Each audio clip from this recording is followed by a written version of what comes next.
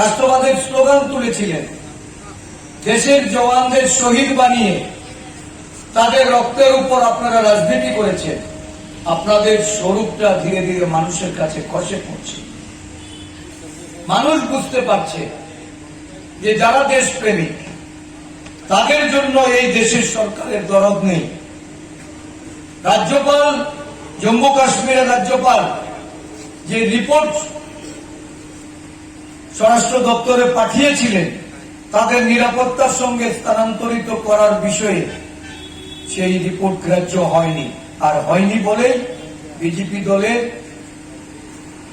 যিনি বর্ষিয়ান নেতা, যাকে রাজ্যপাল করে জম্মু কাশ্মীরে পাঠানো হয়েছিল, সেই সতপাল মালিক উনি বিদ্রোহ ঘোষণা করেছেন। প্রকৃত দেশপ্রেমী যদি বলা হয় তাহলে ওই সতপাল মালিক হলেন প্রকৃত দেশপ্রেমী, যিনি ক্ষমতার অলিন্দে, ক্ষমতার লোভে উনি এই দেশের শহীদ জওয়ানদের কথা ভুলে যাননি। দেশের শহীদ জওয়ানদের রক্ত নিয়ে যারা ছিনিমিনি খেলেছে তাদের বিরুদ্ধে বিদ্রোহ ঘোষণা করে উনি এই বিজেপি দল থেকে নিজেকে সরিয়ে নিয়েছেন। উনি হলেন প্রকৃত দেশপ্রেমী। এই দেশের মানুষকে বোকা বানিয়ে যারা এই ইলেকট্রাল বন্ডের নামে হাজার কোটি টাকা অর্থ নিজেদের তহবিলে নিয়েছেন, আর স্বদলীয় যারা কেন্দ্রীয় নেতৃত্বে আজকে তাদের মধ্যেই এই দুর্নীতি নিয়ে সারা দেশের মানুষকে সজাগ করতে চাইছে।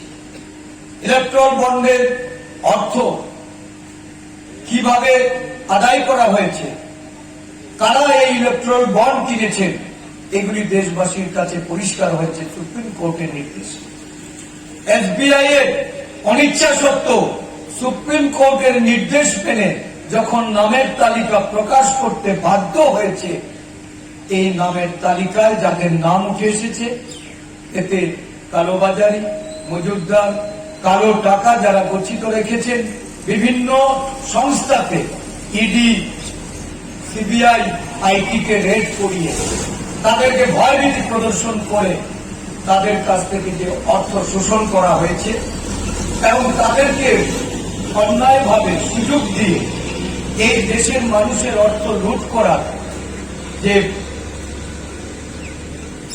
রাস্তা এই দেশের সরকার করে দিয়েছে, এর থেকে যে অর্থ উপার্জন হয়েছে, আজকে দলে বিদ্রোহ ঘোষণা হয়েছে।